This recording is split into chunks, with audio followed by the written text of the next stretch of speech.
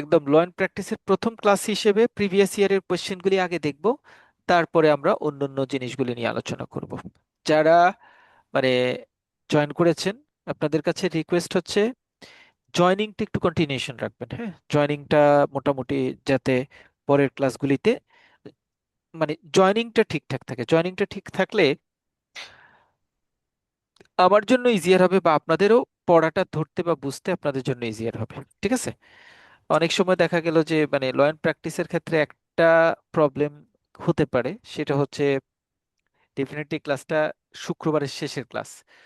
তো অন্য চাপ বা অন্য ইস্যুসগুলি মিলিয়ে আপনার মধ্যে একটা জড়তা কাজ করতে পারে যে ভাইয়া ধরো এই ক্লাসটা না করলে হয় নাকি, এইরকম একটা জড়তা কাজ করতে পারে। তো ওই জড়তাটাকে আপনাকে একটু রিমুভ করতে হবে, এটা আমার রিকোয়েস্ট।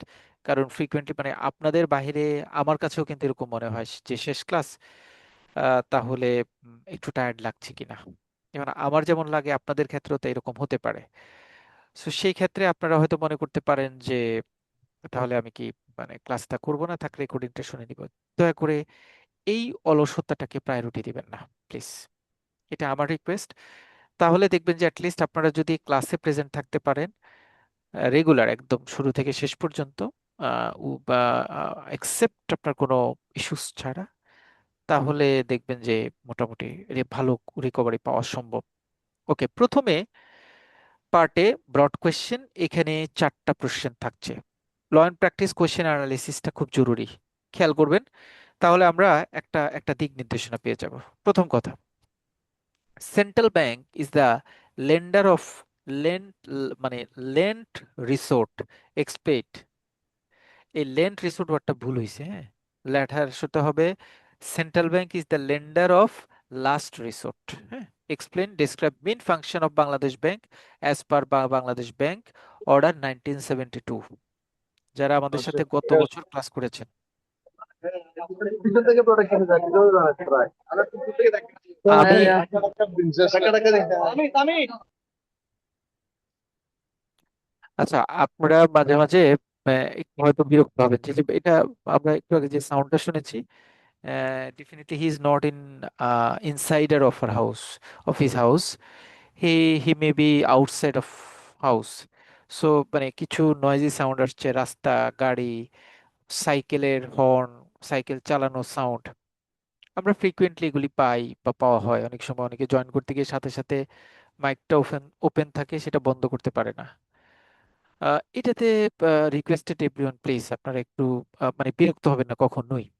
যখনই বাহিরের আউটসাইডের সাউন্ড থাকবে, এটা সবসময় একজন পার্টিসিপেন্টের জন্য খুব বড় ধরনের ডেডিকেশন। যে আমি বাইরে ধরেন কোনো একটা কাজে যাচ্ছি, বাইরে বের হয়েছি, অথবা আমার কোনো একটা ফ্যামিলি অ্যাফেয়ার্সে আমি জড়িত, তারপর আমি ক্লাসে জয়েন করছি, এটা কিন্তু বড় ধরনের একটা ডেডিকেশন। হ্যাঁ, সুতরাং অনেক সময় হয় না ক্লাসের ইন্টারাপশন, আমার কথা বুঝতে পারছেন না, তখন বলেন যে ধুর ভাইয়া উনি তো জয়েন করেছে। এটা প্লিজ, এটা একটু সবাই একটু ক্ষমা সুন্দর দৃষ্টিতে দেখবেন, এবং এটাকে ওনার জন্য এটা ওনার বড় ধরনের ডেডিকেশন হিসেবে ট্রিট করবেন। 1 নম্বর প্রশ্নটা আমরা গত বছর, এটা তো গত বছরের প্রশ্ন, গত বছরের শীটটা আমি এখনো চেঞ্জ করি নাই, ধরি নেই। হ্যাঁ, গত বছরের শীটটা টোটালি আমরা ধরি নেই, কমপ্লিটলি কমপ্লিটলি গত বছরে যারা আমরা প্রথম পার্ট আলোচনা করেছিলাম, যারা আমাদের সাথে ছিলেন, একদম প্রথম প্রশ্নটাতেই আমরা এই এই প্রশ্নটা আলোচনা করেছিলাম। একদম প্রথম পার্টেই প্রথম একটা শীটে আমরা আলোচনা করেছিলাম। আমি শীটটা একটু ওপেন করে দেখাচ্ছি আপনাদের। প্রথম 10 মার্কস দেখেন, একটা কোয়েশ্চেন আপনাকে দেখেন পুরোপুরি চেঞ্জ করে দিতে পারে। এবং এবং আমি আমার মনে আছে প্রথম ক্লাসে এই ফাংশন, সেন্ট্রাল ব্যাংকের ফাংশন বা ফাংশনগুলি কি হতে পারে সেটা যখন আলোচনা করেছি, এটা ডিটেইল আলোচনা করেছি, এই পার্ট সহ আলোচনা করেছি। এবং যে ফাংশনগুলি তারা লিড করে সেন্ট্রাল ব্যাংক, এই ফাংশনগুলি সবার মুখে মুখে বলে বলে পড়িয়েছি, 7-8টা পয়েন্ট সবাইকে আমি পড়ানোর পরে আবার ইকো করেছি আপনাদেরকে দিয়ে, যে কেউ একজন বলেন তো সেন্ট্রাল ব্যাংকের রোলটা কি। সেই প্রশ্নটাই হুবহু এই প্রথম 10 মার্কসের জন্য আসছে। 100 মার্কসের পরীক্ষায় যদি 10 মার্কস আপনি এভাবে, এবং একটা একটা মার্কসও চেঞ্জ হওয়ার কথা না, এখানে যদি আপনি সুন্দর করে লিখতে পারেন এই কোয়েশ্চেনে আপনি 8 পাওয়ার যোগ্যতা রাখেন। এবং এটা শুধু কমন না, মানে কমন একটা জিনিস। আর এইটা হচ্ছে ডিসকাশন বেস কমন। আমি কিন্তু সব ক্লাসে আপনাদের জন্য প্রথম, হয়তো অনেকেই এটা জানেন না, আমি ধরেন ক্লাসে কোনো প্রশ্ন পড়ানোর পরে আমি কিন্তু আবার কিছু প্রশ্ন দেখবেন আপনাদেরকে জিজ্ঞেস করি। যেমন যারা একটু আগে অর্গানাইজেশন ম্যানেজমেন্ট ক্লাস করেছেন, আমি ইন্টারনাল এনভায়রনমেন্টের উপাদানগুলি কি কেউ একজন বলেন তো, মাইক্রো ম্যাক্রো এনভায়রনমেন্টের মধ্যে পার্থক্য কেউ একজন বলেন তো। যখনই আপনার কাছে কোনো কোয়েশ্চেন আমি বলতে বলবো, আমার পড়ানোর পরে, আমার বোঝানোর পরে, আপনাকে মনে রাখতে হবে, সবাইকে, সবার জন্য হয়তো একজন অ্যান্সার করবে, বাট বাকিদের মনে রাখতে হবে এই কোয়েশ্চেনটা ইম্পর্ট্যান্ট। এই জন্যই ভাইয়া সেকেন্ড হ্যান্ড আবার ভেরিফাই করছে প্রশ্ন, এবং এই প্রশ্নটা পরীক্ষায় আসার সম্ভাবনা অনেক বেশি। দেখেন প্রথম প্রশ্নটা, লাইক অ্যাজ দিস। 10 নম্বরের প্রশ্ন আসছে, সেন্ট্রাল ব্যাংকের অ্যাক্টিভিটিস আলোচনা করেন। 2 নম্বর, what formalities should a banker follow while opening an account in the name of a partnership firm and that of a limited company. মানে এর চেয়ে সোজা প্রশ্ন আর নাই। লিমিটেড কোম্পানি এবং পার্টনারশিপ অ্যাকাউন্ট ওপেন করার জন্য অ্যাকাউন্ট ওপেনিং প্রসিডিউর কি? আমাদের সেকেন্ড লেকচার শিটে আমরা এই কোয়েশ্চেনটা আলোচনা করেছি। 2 নম্বরের প্রশ্ন হচ্ছে, who are the authorized dealer in Bangladesh? Define blocked account and special account as per foreign exchange regulation. এটা একটু কঠিন আসছে, কারণ ব্লকড অ্যাকাউন্ট, স্পেশাল অ্যাকাউন্ট, এটা আসলে মানে যারা ফরেন এক্সচেঞ্জটা ভালো পারে তারা বুঝবে, বাকি যারা আছে তারা এটা অত ভালো বুঝবে না। এটা একটু আনকমন প্রশ্ন আসছে। সেকেন্ড প্রশ্ন, ল অ্যান্ড প্র্যাকটিসে কিন্তু আমরা প্রশ্নগুলি সবগুলি এভাবে বলে বলে যাব। হ্যাঁ, এভাবে বলে যাব, কারণ ল অ্যান্ড প্র্যাকটিস এই প্রশ্নগুলি আপনাকে একটা সিকোয়েন্স ক্রিয়েট করাবে। 2 এর B, describe the restriction of loan and advance to director and related parties under bank company act. এটা সরাসরি প্রশ্ন। ব্যাংক কোম্পানি অ্যাক্টের একটা একটা মানে ক্লজ আছে, সেই ক্লজে ডিরেক্টরের লোন এবং অ্যাডভান্সের ক্ষেত্রে রেস্ট্রিকশন গুলি কি কি। একটা ক্লজ আছে, এটা ইম্পর্টেন্ট, এবং এটা দেখেন বলে দিছে bank company act 1998 and BRPT circular number 3/2025। আচ্ছা, ল অ্যান্ড প্র্যাকটিসের ক্ষেত্রে কিন্তু একটা মাথায় রাখবেন, হ্যাঁ, বাংলাদেশ ব্যাংকের সার্কুলার গুলিকে কিন্তু ওরা বেশ প্রায়োরিটি দেয়, মানে চেঞ্জেস রিলেটেড ইস্যুস গুলিকে। এবং আমি গত কিছুদিনের মধ্যে যদি পাই, ই কেওয়াইসি রিলেটেড একটা সার্কুলার আছে বাংলাদেশ ব্যাংকে, অথবা জেনারেল ব্যাংকিং এর অন্য কোনো প্রোডাক্ট রিলেটেড যদি কোনো সার্কুলার থাকে, সেই সার্কুলার গুলি কিন্তু পরীক্ষার জন্য ইম্পর্টেন্ট। ওকে, মানে এই জায়গাটাতে প্রশ্নটা আসছে, বাংলাদেশ ব্যাংক অর্ডার, এটা জেনারেল প্রশ্ন, এটা ল না। এই প্রশ্নটাও ল না, প্র্যাকটিস। সাবজেক্টের নাম হচ্ছে ল অ্যান্ড প্র্যাকটিস। এই দুটো ওয়ার্ডের মানে তো বুঝেন। ল মানে আইন, আইন দিয়ে যেগুলি বলা হয় সেটা হচ্ছে ল।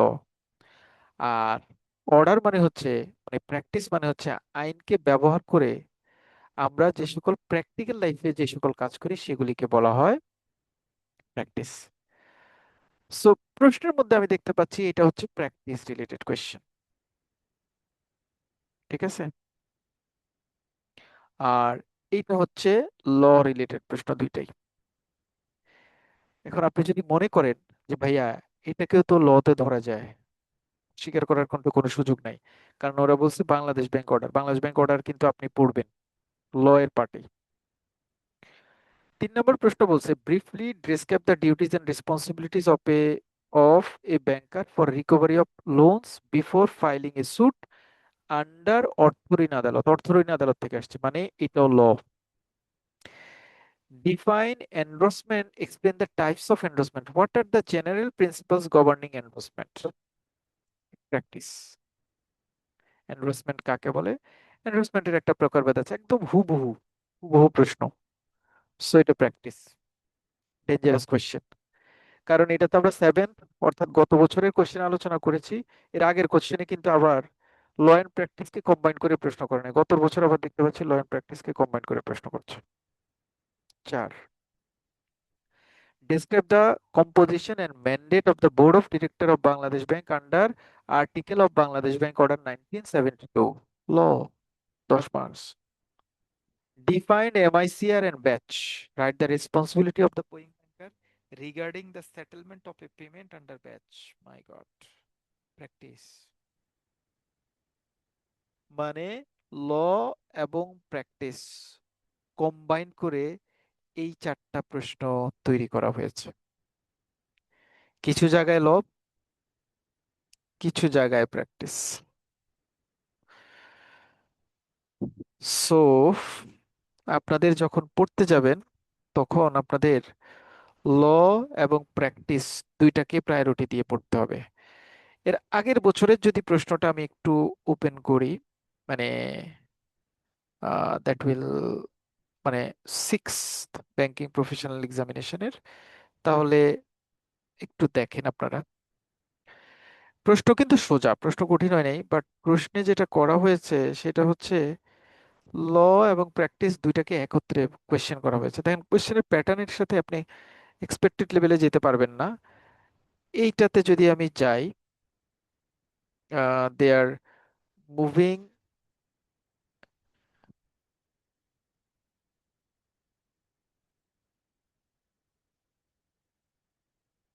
এটা আমি সিক্স ব্যাংকিং প্রফেশনাল এক্সামিনেশনের প্রশ্নটা নিচ্ছি, সিক্সথ। এখানে প্রশ্নে বলছে, প্রথম প্রশ্নে explain how a creditor can file a suit under the bankruptcy act. Bankruptcy act নিয়ে লিখছে, under which circumstances can a debtor voluntarily file for a bankruptcy, what are the consequences for a debtor after bankruptcy is filed। Bankruptcy act নিয়ে 20 মার্কসের question. 2 নম্বর, money laundering, CTR related, money laundering related 2 নম্বর, এটাও law. Define the terms registration under the registration act. Registration act নিয়ে একটা প্রশ্ন আসছে। Define gift, what are the essential elements of a valid gift under the act, মানে registration act নিয়ে প্রশ্ন আসছে। 4, define dormant account, what are the consequences of dormant account, why positive pay instruction, এটা practice. Six banking professional এক্সামিনেশনে 3টা ল আসছে, একটা practice আসছে। 4 নম্বর প্রশ্নটা সোজা, আমরা প্র্যাকটিসে যেটা পড়বো সে অংশটা একদম ইজি, মানে খুব বেশি প্যাচ নাই, একদম একটা চাপ দিয়ে পড়লে মোটামুটি কাভারেজ হয়ে যায়, মানে ইজি প্র্যাকটিস পার্টে। But law part will be tough.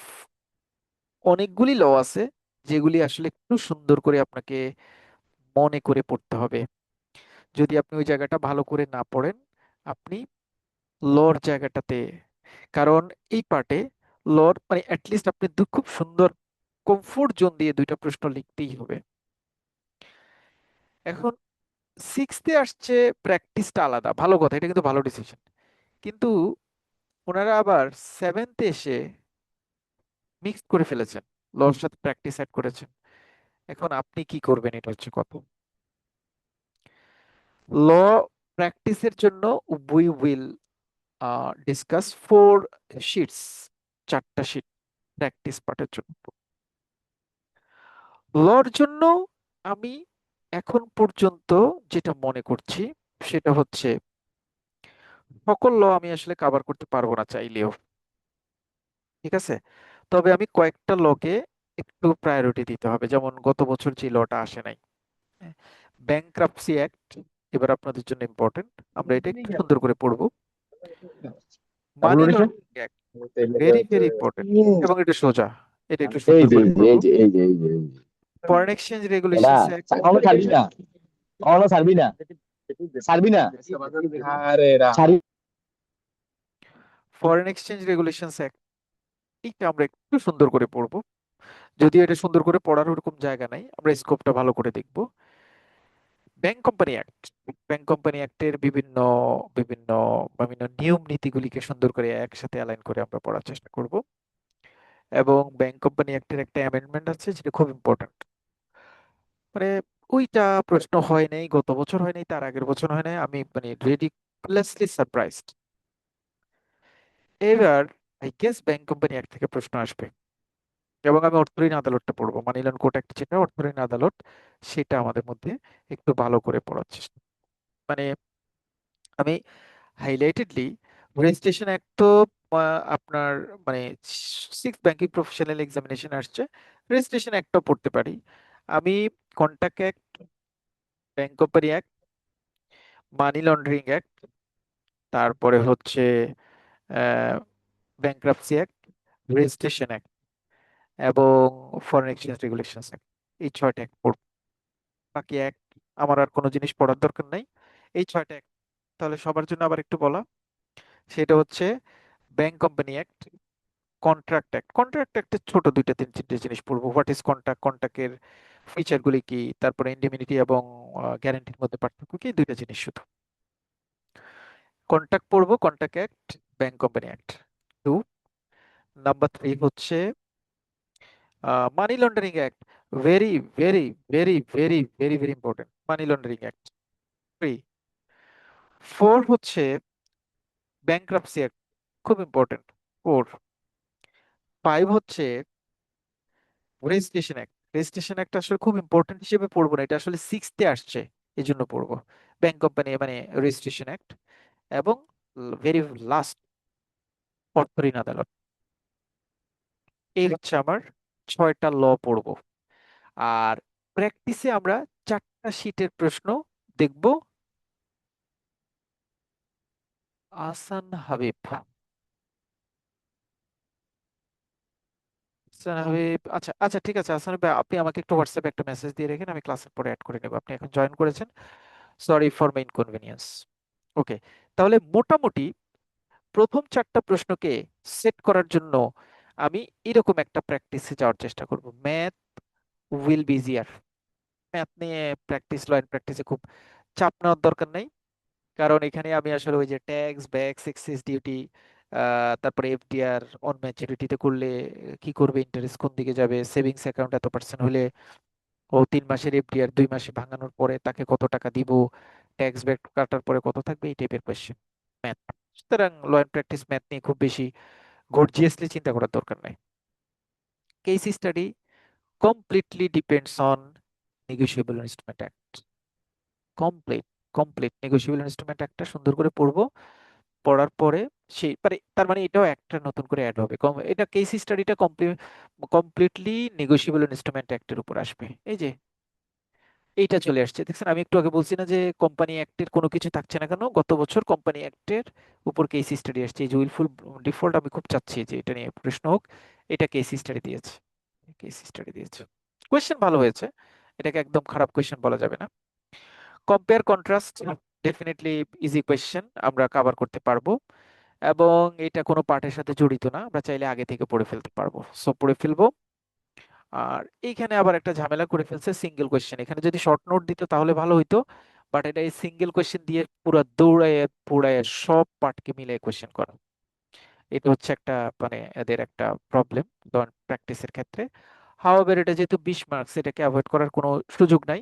আপনারা এটা একটু ইনফরমেটিভ থাকলে এই পার্টটা সুন্দর করে পড়া যাবে, একটু ইনফরমেটিভ থাকলে এইটা ভালো করে মনে রাখ মানে পড়া যাবে। এটাকে একদম আমি যে আপনাকে বলবো যে 50টা প্রশ্ন পড়বো এটা না, এটা every part will B included this point. কারণ আপনি যদি যেমন অর্থ ঋণ আদালত আপনি ভালো করে পড়লে এই প্রশ্নের অ্যান্সার আপনি দিতে পারবেন। অর্থ ঋণ আদালত কিন্তু আমরা লতে পড়ে আসবো, so you have to be answer this one is proper way. তারপরে আইসিটি অ্যাক্ট থেকে দেখেন প্রশ্ন আসছে, ফাইন্যান্সিয়াল ইনস্টিটিউশন অ্যাক্ট থেকে প্রশ্ন আসছে, মানে একটি ওদের সব। তারপরে ক্রসিং বলতে কি বোঝায়, স্ট্যান্ডিং ইনস্ট্রাকশন বলতে কি বোঝায়, এফডিআর নিয়ে প্রশ্ন আসছে। মানে আপনি প্র্যাকটিসটা ঠিকঠাক করতে পারলে এই 10টা প্রশ্ন সুন্দরভাবে অ্যান্সার করা যায়। সো আমাদের মোটামুটি কোর্স কোয়েশ্চেন প্ল্যান এরকম। তবে এখানে সিঙ্গেল ওয়েতে একটা জায়গা দিয়ে আমরা একটু বের হয়ে যেতে পারি। হ্যাঁ, একটা কোয়েশ্চেন আমরা সেফ থাকতে পারি, সেটা হচ্ছে এই কোয়েশ্চেনটা এবং ম্যাথটা, এটা আমাদের সেফ, মানে খুব ঝামেলা টামেলা নাই। কয়েকটা 20-25টা শর্ট নোট যদি আমরা পড়ি তাহলে এটা কভার করে ফেলতে পারবো। 15 বা 17টা, এটা আমি নেক্সট ক্লাসে প্রথমে আলোচনা করে শেষ করে ফেলবো, ম্যাথটাও আলোচনা করে ফেলবো, দুইটা কভার করে ফেলবো প্রথমে। আর সেকেন্ড স্টেজে গিয়ে আমরা প্র্যাকটিসটাই আগে শুরু করি, বা ল যেটাই হোক, আমরা তো কোর্স প্ল্যান রেডি করে ফেলেছি, আমরা সেই অনুযায়ী গ্র্যাজুয়ালি মানে আমাদের রেগুলার ক্লাসের অ্যাক্টিভিটিতে আমরা অ্যাড করে ফেলবো। আজকে আলোচনায় আমরা নেক্সট ক্লাসটা নিব এই দুইটা পার্টের, এই শর্ট নোট। আজকে আমরা কোর্স প্ল্যানটা ঠিক করলাম, কিভাবে আসলে কোন প্যাটার্নে প্রশ্ন হচ্ছে, আপনি কোন প্যাটার্নে পড়বেন, আপনার কিভাবে পড়া দরকার, এটা কিন্তু আনডিফাইন্ড। হ্যাঁ, এটা শুধুমাত্র আপনার পড়ার উপর ডিপেন্ড করবে। আমরা ডে টু ডে যা পড়াচ্ছি সেটা ঠিকঠাক করে পড়লে এটা আপনি সুন্দর অ্যান্সার দিতে পারবেন। আদারওয়াইজ কিন্তু এটা ভালোভাবে অ্যান্সার করাটা আপনার জন্য টাফ হয়ে যাবে। আমরা প্র্যাকটিসে একটু যেতে চাই। প্র্যাকটিস আমরা বলেছি প্র্যাকটিসের প্রশ্নগুলির জন্য আমরা 4টা শিট নিব, এর বেশি পড়বো না, এর বেশি পড়বো না। সো প্র্যাকটিসটা আমরা একটু জাস্ট দেখে আসি। হ্যাঁ, কি পড়বো আপনাদেরকে একটু বলি। এই শিটটা আপনারা একটু ভালো করে শেষ করবেন। এটা ইজি শিট, সেটা হচ্ছে একটা বড় শিট, কিন্তু খুব ইম্পর্টেন্ট শিট।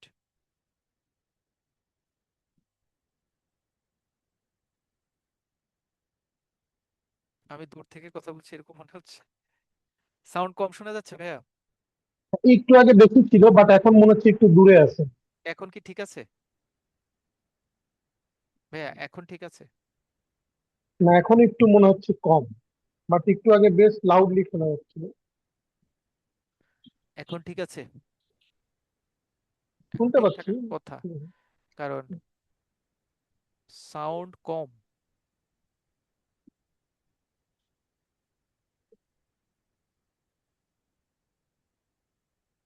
সাউন্ড কম। আচ্ছা, আমি একটু রিশাফল করছি। কেউ একজন আমাকে সাথে একটু কনফার্ম করেন এখন ঠিক আছে কিনা। এখন ঠিক আছে? ভাইয়া না না, এখন এখন আপনাকে শুনতে পাচ্ছি, বাট একটু সাউন্ডটা লো, বাট একটু আগে বেশ জোরে জোরে শুনতে পাচ্ছিলাম আপনার কথাগুলি। এখন ঠিক আছে? এখন না ভাই, ঠিক নাই, ঠিক নাই। তাহলে নেটওয়ার্কের ফ্লেক্সিবিলিটি হ্যাঁ, এখন এখন আরো কমে গেছে, এখন আরো কমে গেছে। উম,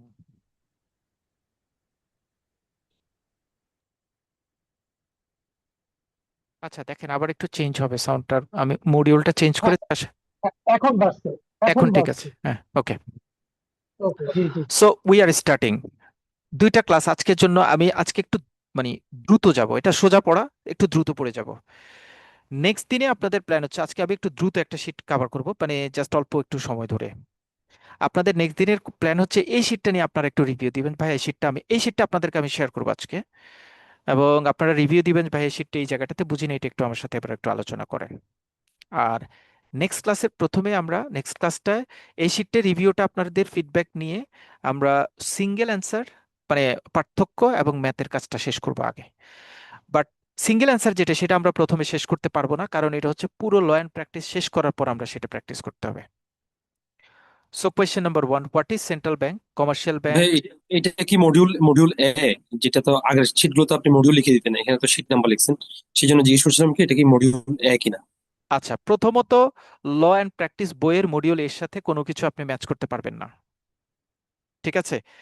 আমরা প্র্যাকটিস এবং লকে আলাদা করে পড়বো। প্র্যাকটিসের এটা প্রথম শিট। প্র্যাকটিসে আমি 4টা শিট দিব, আপনার চাইলে 4টা শিটে আমি একসাথে দিয়ে দিতে পারবো, শুধু প্র্যাকটিসটুকু এটাতে হবে। আর যেই 6টা ল পড়বো, এই 6টা ল মিলিয়ে আমি একটা শিট দিব, যেখানে 6টা লকে এলিভেরেটলি ব্যাখ্যা থাকবে। সো প্র্যাকটিস এবং লকে কম্বাইন করে আমরা পড়বো, ঠিক আছে? বইয়ের যে চ্যাপ্টার আছে, যে মডিউল এ, মডিউল বি, মডিউল সি, এটার সাথে আপনারা এই ল অ্যান্ড প্র্যাকটিসের আমাদের শিটগুলির সাথে ম্যাচ করতে পারবেন না, কারণ আমরা আমাদের শিটগুলি তৈরি করব বা আমরা আমাদের পড়াটা কভার করব কোয়েশ্চেন যেই প্যাটার্নে আসে তার উপর বেস করে, ঠিক আছে?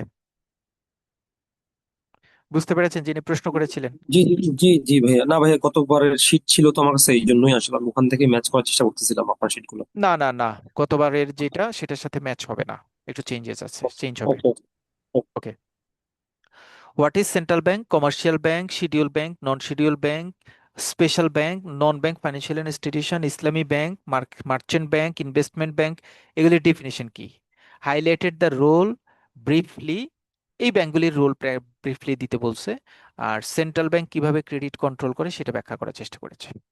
প্রথমে শিডিউল ব্যাংক। শিডিউল ব্যাংক কি? শিডিউল ব্যাংক হচ্ছে ওই সকল ব্যাংক যারা ব্যাংক কোম্পানি অ্যাক্ট 1991 অনুযায়ী রেগুলেটেড, বাংলাদেশ ব্যাংক থেকে লাইসেন্স প্রাপ্ত, তাদেরকে বলা হয় schedule bank. Bank company act 1991 amendment 2003 অনুযায়ী যারা বাংলাদেশ ব্যাংক থেকে লাইসেন্স প্রাপ্ত, তাদেরকে বলা হয় schedule bank. Non schedule bank যারা ব্যাংক কোম্পানি অ্যাক্ট 1991 অনুযায়ী বাংলাদেশ ব্যাংক থেকে লাইসেন্স প্রাপ্ত না, তাদেরকে নন শিডিউল ব্যাংক বলে। বাংলাদেশে 5টা নন শিডিউল ব্যাংক আছে, কি কি নাম সেগুলির কথা এখানে বলছে, ডিটেল পড়ার দরকার নাই, এগুলি একটু নামগুলি মনে রাখবেন। শুধুমাত্র এই ডিটা, জুবলি ব্যাংকটা একটু পড়বেন সুন্দর করে, ভালো করে, জুবলি ব্যাংক ডিটেলটা পড়বেন, জুবলি ব্যাংক, শুধু জুবলি ব্যাংক। ওকে। শিডিউল ব্যাংক আছে বাংলাদেশে 62টা, স্টেট ওন ব্যাংক আছে ভাই 6টা। জুবলি এগুলি শুধু ব্যাংকটা আপনি একটু এমসিকিউর জন্য। ডিসক্রাইব করে দিতেন, জুবলি ব্যাংকটা একটু, তাহলে আমাদের একটু পড়তেও সুবিধা হতো যদি আপনি জি, একটু একবার ইয়ে দিলে। কেউ কি কিছু বলছিলেন? জি ভাই, বললাম যে জুবলি ব্যাংকটা যেটা পড়তে বললেন ওইটা যদি আপনি একটু মানে এক কথায় আমাদেরকে সারাংশটা যদি আচ্ছা, ইয়ে করে দিতেন আমাদের জুবলি ব্যাংক কি? The bank was first registered by the joint stock companies and firm, RJSC তে তারা প্রথম 1913 সালে এস্টাবলিশড হয় অ্যাজ এ কোশিকা জানিপুর ব্যাংক। প্রথমে ওর নাম ছিল এটা। Then in January 1887 the name of the bank is change to jubilee bank. The central bank recognize its as a non schedule bank in June 1884। Jubilee ব্যাংকের এখন আর এক্সিস্টেন্সিটা নাই। গত বছরের এদের এক্সিস্টেন্সিটা মানে বাজেয়াপ্ত করা হয়েছে। এখন আর এই ব্যাংকটার এক্সিস্টেন্সি নাই।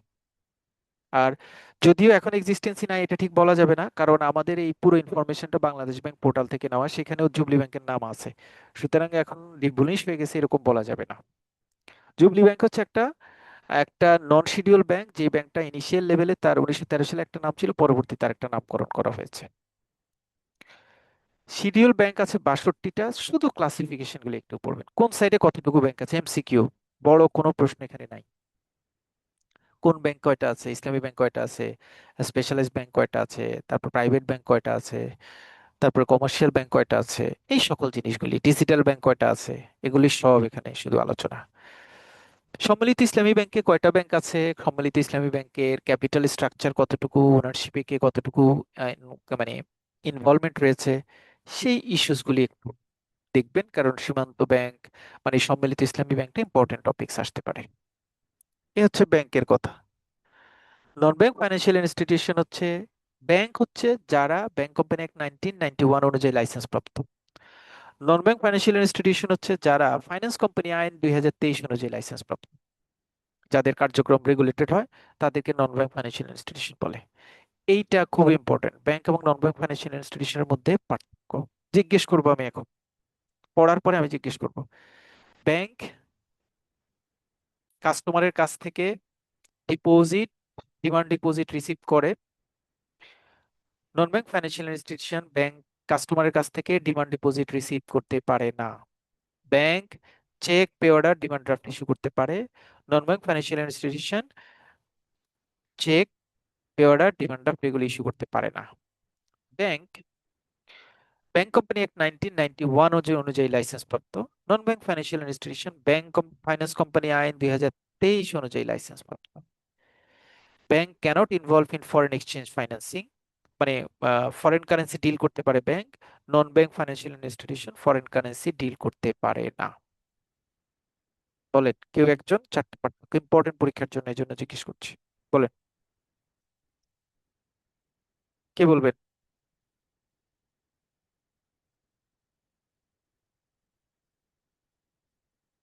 What is the difference between bank and non bank financial institution? আমি ধরেন আরেকবার বললাম,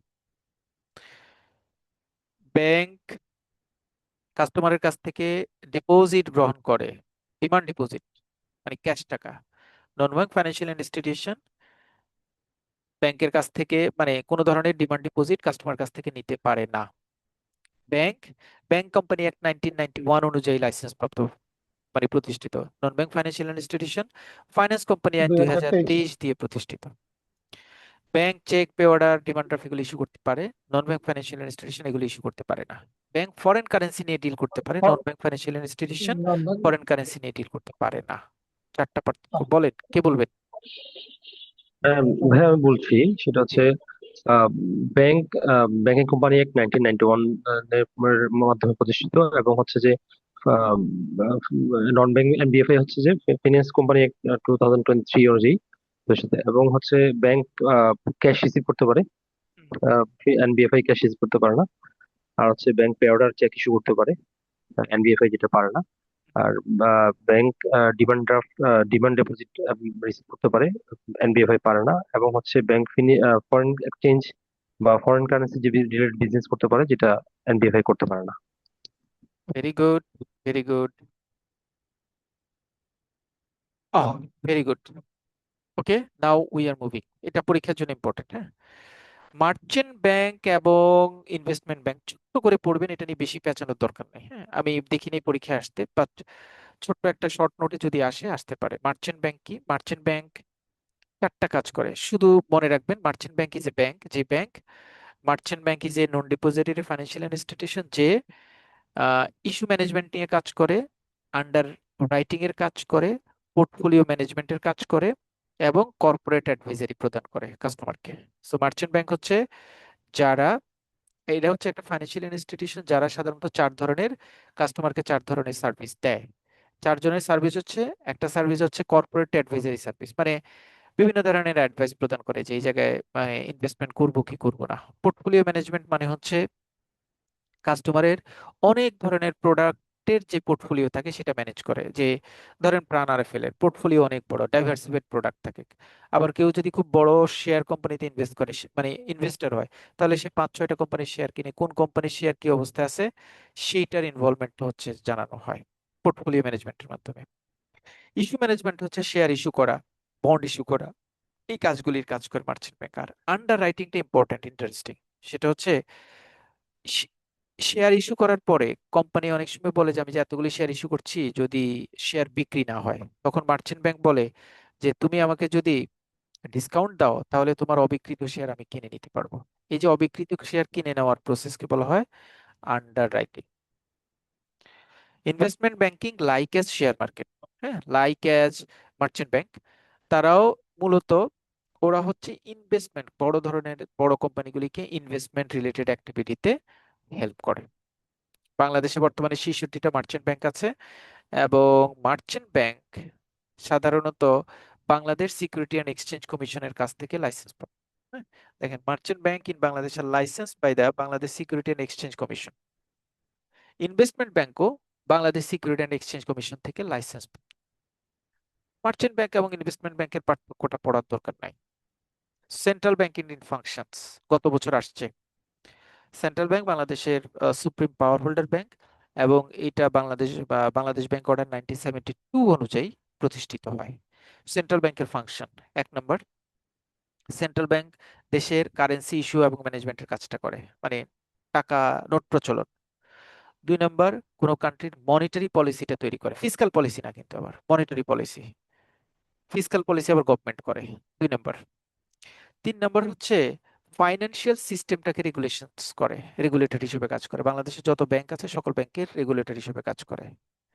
4 নম্বর, বাংলাদেশে তো যত পেমেন্ট সিস্টেম আছে, ক্লিয়ারিং, আরটিজিএস, বিএফপিএনসি, তারপরে হচ্ছে যত ধরনের সিস্টেম আছে সেগুলিকে ম্যানেজ করে, সুপারভাইজ করে।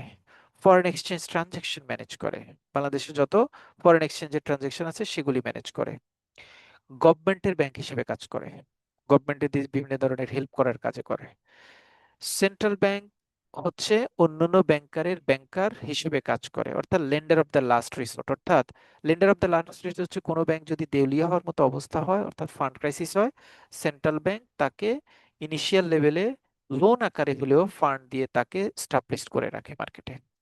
বিগত কয়েক বছর ধরে যেটা প্র্যাকটিস হচ্ছে, এই জন্য সেন্ট্রাল ব্যাংকে বলা হয় last lender of the last resort, অর্থাৎ ঋণ দানের শেষ আশ্রয়স্থল বলা হয়। এ হচ্ছে মোটামুটি সেন্ট্রাল ব্যাংকের ফাংশন।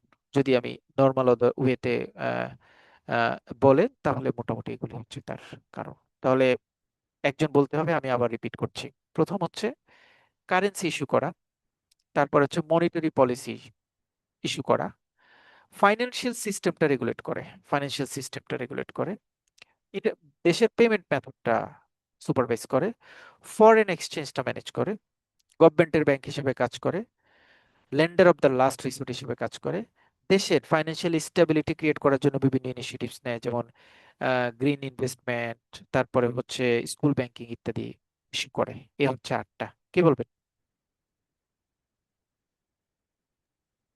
কে ভাইয়া বলবেন? এটা লাস্ট ইয়ারতে আপনার এমএফএস এ একটু কোয়েশ্চেন আসছিল, যেটা হচ্ছে ওই সরকারের ব্যাংক হিসেবে, গভর্নমেন্টের ব্যাংক হিসেবে সেন্ট্রাল ব্যাংকের ব্যাংক কি কি কাজ করে। হুম এটা মানে কোয়েশ্চেনটা আসলে আসলে মোস্ট প্রবলেম যেটুকু মনে পড়ে 10 মার্কস। হুম। দেখে একটু একটু কষ্ট হয়ে গেছিল আর কি আসলে, মানে না না, কারণ ওইটা আবার আসলে, ওভারঅলি ওই ইয়ে না করছিলাম না না, সবগুলো ওইটা প্রশ্নটা আসছে lender of the last resort হিসেবে বলতে কি বোঝায়। ব্যাংক কোম্পানি অ্যাক্ট 1972 অনুযায়ী সেন্ট্রাল ব্যাংকের ফাংশন আলোচনা করুন। আসলে প্রশ্নটা পুরোটাই আসছে, শুধু প্রথমে বলছে লেন্ডার অফ দ্য লাস্ট রিসোর্টটা কি, ওইটা একটু ব্যাখ্যা করে পুরো ফাংশনটা ব্যাখ্যা করলে কোশ্চেন অ্যান্সার হয়ে যায়। জি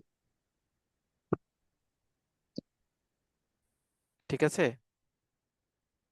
বলেন, জি কেউ ভাই। একজন বলেন, ফাংশনস গুলি বলেন।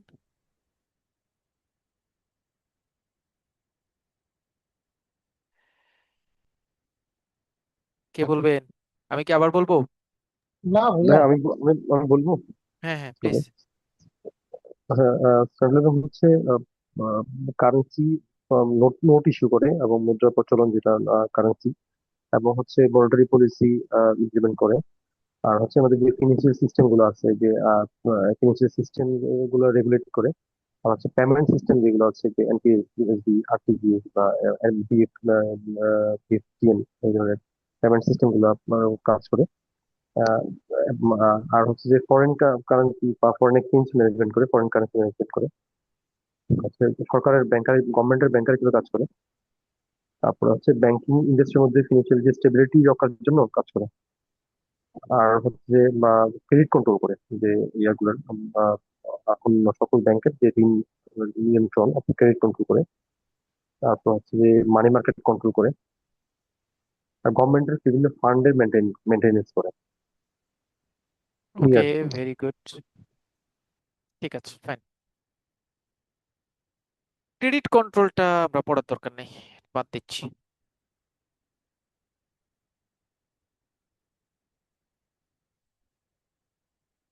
বাদ দেওয়াটা ঠিক হবে কিনা বুঝতে পারছি না। আচ্ছা, function of the commercial bank এটা আমাদের জন্য সোজা, এটা আমি জাস্ট একটু পড়ে যাবো, এটা আপনাদের রেসপন্স করার দরকার নেই। একসেপ্টিং ডিপোজিট, প্রোভাইড লোন, ডিসকাউন্টিং বিল, এজেন্সি সার্ভিস প্রোভাইড করা, অনলাইন ব্যাংকিং সার্ভিস প্রোভাইড করা, কার্ড রিলেটেড সার্ভিস প্রোভাইড করা, মিউচুয়াল ফান্ডের সার্ভিস প্রোভাইড করে, ফরেন এক্সচেঞ্জ সার্ভিস প্রোভাইড করা এবং ওয়েলথ ম্যানেজমেন্টের কাজ করা। এটা হচ্ছে আমাদের কমার্শিয়াল ব্যাংকগুলির ফাংশন। তারপরের প্রশ্নটা হচ্ছে কনভেনশনাল ব্যাংক এবং ইসলামী ব্যাংকের মধ্যে পার্থক্য কি? এটা ইম্পর্টেন্ট আসতে পারে। কনভেনশনাল ব্যাংক হচ্ছে যে সকল ব্যাংক নির্দিষ্ট দেশের নিয়ম অনুযায়ী, দেশের প্রচলিত আইন অনুযায়ী প্রতিষ্ঠিত। আর ইসলামী ব্যাংক হচ্ছে যে সকল ব্যাংক শরিয়ার নিয়ম অনুযায়ী প্রতিষ্ঠিত। কনভেনশনাল ব্যাংক এর ক্ষেত্রে প্রোডাক্টের প্রোডাক্টে আপনার ইনভেস্টমেন্টের লিমিটেশন নাই, বাট ইসলামী ব্যাংকের ক্ষেত্রে লিমিটেশন রয়েছে, যেমন মদ উৎপাদন, হারাম প্রোডাক্টে বিজনেস করা যাবে না। ইসলামী ব্যাংকিং এর ক্ষেত্রে সুদকে হারাম বলা হয়েছে, কনভেনশনাল ব্যাংকে এরকম কোনো কিছু বলা হয়নি। ইসলামী ব্যাংকিং এ আহ, ইসলামী ব্যাংকিং এর ক্ষেত্রে জাকাতকে কনসিডারেশনে নেওয়া হয়েছে, কনভেনশনাল ব্যাংকিং এ জাকাতকে কনসিডারেশনে নেওয়া হয়নি। এই হচ্ছে কনভেনশনাল ব্যাংক এবং ইসলামী ব্যাংকিং এর মধ্যে পার্থক্য। ব্যাংকার এবং কাস্টমারের মধ্যে relationship, what is relationship between banker and customer?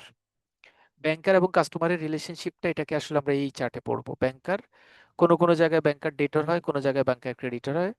ধরেন ডিপোজিটের ক্ষেত্রে ব্যাংকার ডেটার, কাস্টমার ক্রেডিটর। লোনের ক্ষেত্রে ব্যাংকার ক্রেডিটর, কাস্টমার ডেটর। সেফ ডিপোজিট বক্সের ক্ষেত্রে একরকম। এই রোলগুলির উপর বেস করে ব্যাংকার এবং কাস্টমারের রিলেশনশিপটা আমরা এই জায়গা থেকে পড়বো। আপনাদের পড়া, এটা আমরা নেক্সট ক্লাসে রিভিউ করব।